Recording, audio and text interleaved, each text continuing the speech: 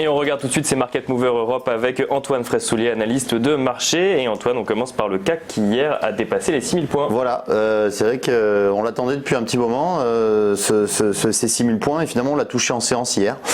Bon, ensuite on a reflué un petit peu puisqu'on est repassé là, actuellement on est à 5967 points. Mais la semaine dernière, on avait quand même un CAC qui a encore progressé, une nouvelle semaine positive. Le CAC 40 est en progression de plus 26% depuis le début de l'année, donc c'est quand même une des meilleures années depuis les 10 dernières années. Et c'est notamment pour deux faits majeurs, c'est-à-dire qu'on a d'abord Boris Johnson qui a été élu avec une large majorité au Royaume-Uni, ce qui lève l'incertitude pour le Brexit. Maintenant, on est quasiment certain que le Brexit aura lieu le 31 janvier 2020. On sait que c'est la priorité de Boris Johnson.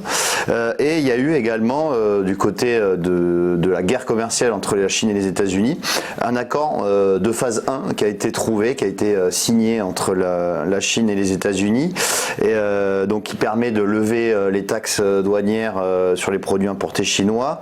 Et d'un côté, la Chine s'est engagée à acheter beaucoup de produits agricoles américains. Et par conséquent, on a eu autant sur les indices européens que sur les indices américains des sommets historiques ou des sommets annuels, et notamment 6000 points hier sur le CAC 40. Donc 6000 points hier sur le CAC 40, bon pas en clôture mais durant la séance. Deuxième Market Mover Europe, il s'agit de Sanofi. Oui, alors Sanofi qui a aussi fait les gros titres la semaine dernière, puisque le groupe a présenté sa stratégie jusqu'à 2022 et qui propose vraiment une mutation du groupe, et ça a été bien accueilli par les investisseurs parce que le titre Sanofi donc a pris 7% et a inscrit un nouveau sommet historique, donc un record historique. Alors les annonces du groupe ont été les suivantes, c'est-à-dire qu'elle mettait fin à toutes ces recherches sur le diabète, qui était une grosse dépense pour Sanofi, pour se concentrer sur les médicaments et les vaccins qui fonctionnaient, comme le Dupixent qui devrait dépasser les 10 milliards d'euros de vente l'année prochaine. Par conséquent, on a, selon le directeur général, une marge opérationnelle qui devrait dépasser les 30% en 2022 et qui devrait générer 2 milliards d'euros d'économies aussi d'ici à 2022.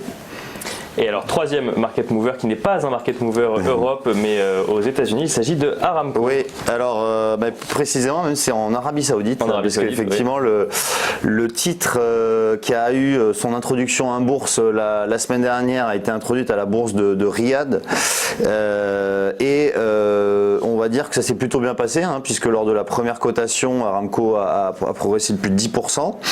Alors je rappelle en quelques chiffres ce que c'est Aramco. Donc Aramco, c'est la plus grosse entreprise pétrolière au monde, mais la plus grosse entreprise tout court au monde. Elle génère plus de profits que Apple, Microsoft et Exxon réunis. L'année dernière, c'est 111 milliards de dollars de bénéfices nets.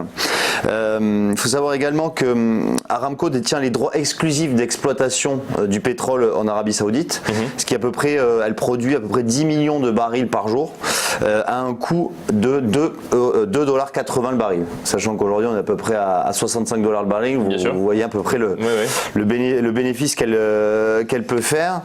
Ensuite, donc Aramco a eu du mal à s'introduire en bourse. Ça fait 4 ans qu'on parle de cette introduction, et finalement elle s'est introduite donc en Arabie Saoudite, sur la bourse d'Arabie Saoudite, mais elle pourrait dans les prochains mois et les prochaines années coter aux États-Unis, par exemple au Nasdaq, voilà. Alors chez eToro on la propose, comme vous voyez à l'écran, on propose d'investir sur Aramco. On a donc la possibilité d'acheter ou vendre des actions de cette société. À suivre du coup dans les prochains jours, prochains mois ou même prochaines semaines. Merci beaucoup. Ça c'était pour les Market Movers Europe, et dans quelques instants les Market Movers aux États-Unis.